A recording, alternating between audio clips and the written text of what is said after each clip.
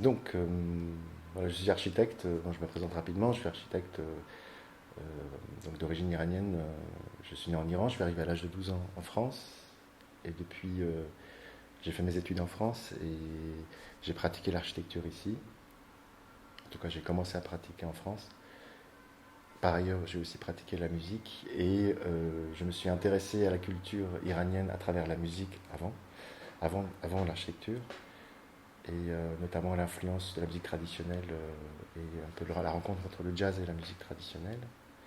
Et puis il y a quelques années, alors que j'étais en pleine pratique d'architecture avec mon agence Projectile, enfin notre agence, parce qu'on est trois associés, il y a quelques années, je me suis intéressé à Ispahan. J'ai eu l'opportunité de le faire. Et de là, c'est comme un espèce de fil qu'on remonte. J'ai découvert un territoire, mais ex nihilo, c'est-à-dire en étant ici et en découvrant à distance, donc à travers des images, des photographies, des vidéos.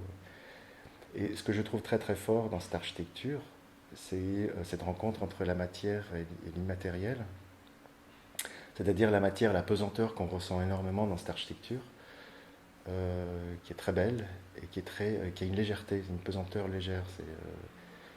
C'est-à-dire il y a une gravité, il y a de la masse, il y a la minéralité qui est très présente et qui vraiment sublime la gravité, qui sublime cette espèce de force qui tire vers le bas en fait. Et par contre, ce qui est intéressant, c'est qu'il y a une rencontre entre cette force qui tire vers le bas et des éléments plutôt immatériels qui, eux, à l'inverse, tirent vers le haut. Euh, Par exemple, ce qui m'a énormément interpellé, c'est la question du feu, notamment dans les temples zoroastriens.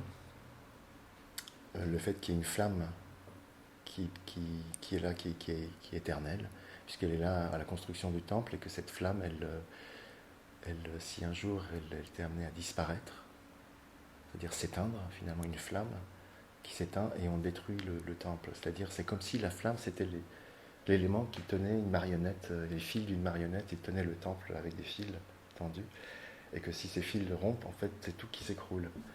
Et donc cette espèce finalement de fragilité qu'on découvre alors qu'on a une icône extrêmement massive qui est indestructible, qui semble être indestructible, comment en fait finalement juste un souffle qui peut éteindre le feu. Alors peut-être qu'il faut plus qu'un souffle pour éteindre, mais en tout cas un feu c'est très facile à éteindre. Et une petite flamme, je veux dire, pas un feu de forêt bien sûr. Et comment en fait finalement ce feu quand il s'éteint, que finalement toute cette masse peut disparaître. Donc voilà, c'est quelque chose de très, très, très fascinant.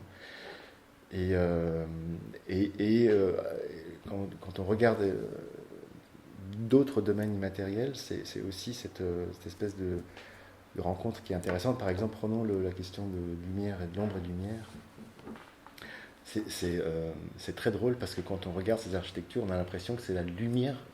En fait, ça c'est comme si c'est l'ombre qui avait pris sa place et qui était venue creuser dans la matière.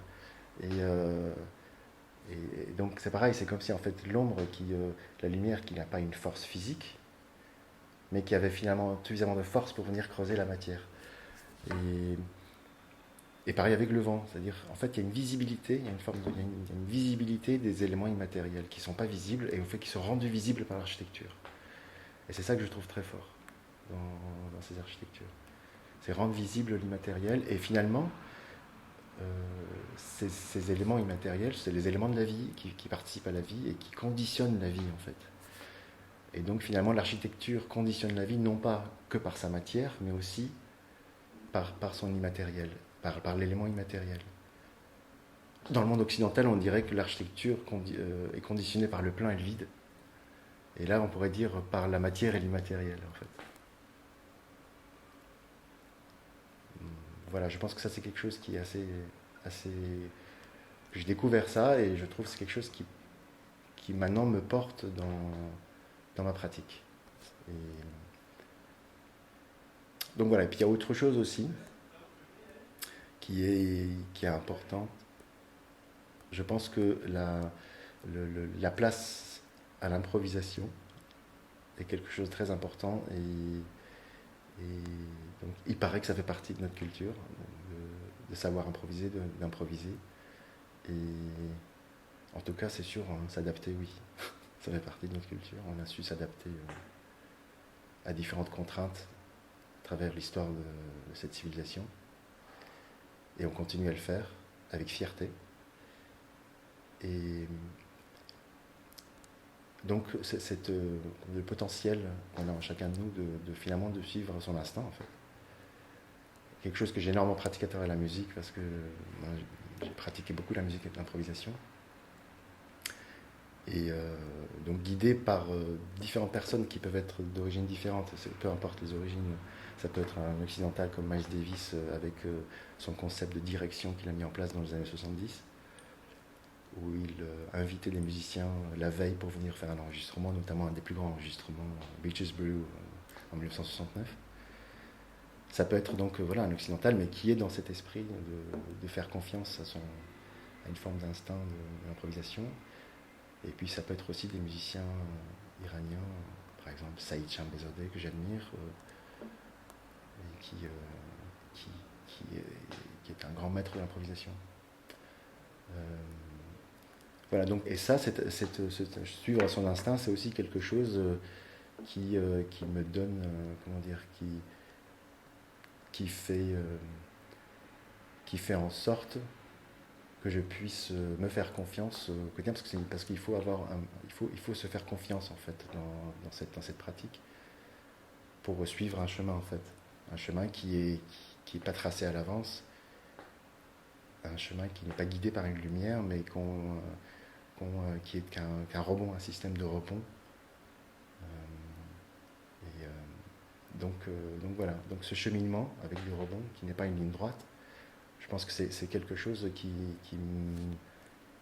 me, qui est un vrai désir de vie en fait. Voilà, de vivre comme ça, de cette manière-là, je trouve que c'est quelque chose de formidable. Et après, ça ne veut pas dire qu'en fait on ne construit pas.